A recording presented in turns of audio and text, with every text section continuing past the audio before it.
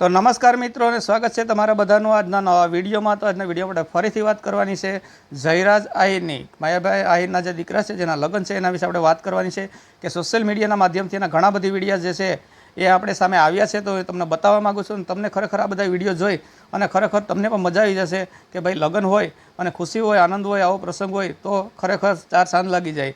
તો ભાઈ વાત કરીએ જયરાજ આહિરની, તો વરરાજા છે પોતે વરરાજા હોવા છતાં, એટલા પૈસાવાળા હોવા છતાં, મોટા માણસ હોવા છતાં એના નાનામાં નાના મિત્રો છે, કલાકારો નાના મોટા છે, જે કોઈ પણ વ્યક્તિ નાના મોટા એવા છે એની સાથે જયરાજ આહિર છે એ ખૂબ રાજી ખુશીથી અને આનંદ ઉત્સાહથી ઝૂમી ઉઠ્યા છે અને ખૂબ આનંદ ઉત્સાહ કર્યો છે અને બધાને ખૂબ મજા કરાવી છે।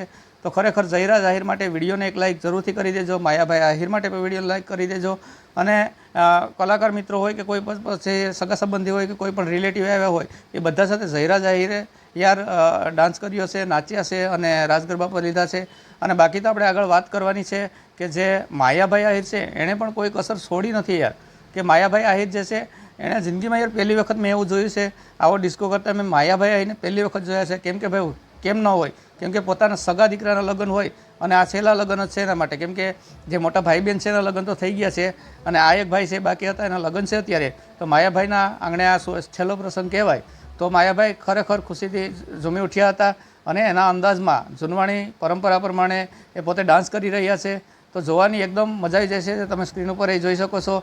તો હવે આગળ આપણે વાત એ કરવાની છે કે ભાઈ જયરાજ આહિર માથે જે પૈસા ઉડ્યા છે, લાખો કરોડો રૂપિયા ઉડ્યા છે અને પૈસા ઉડવામાં યાર કોઈ કમી નથી રહી અને લગભગ કલાકારો અને જે કોઈ પણ વ્યક્તિ ત્યાં આવ્યા છે તેણે લાખો કરોડો રૂપિયાની ઉપર ઉડાવી દીધા છે, 500 નોટોના બંડલ ઉડાવી દીધા છે।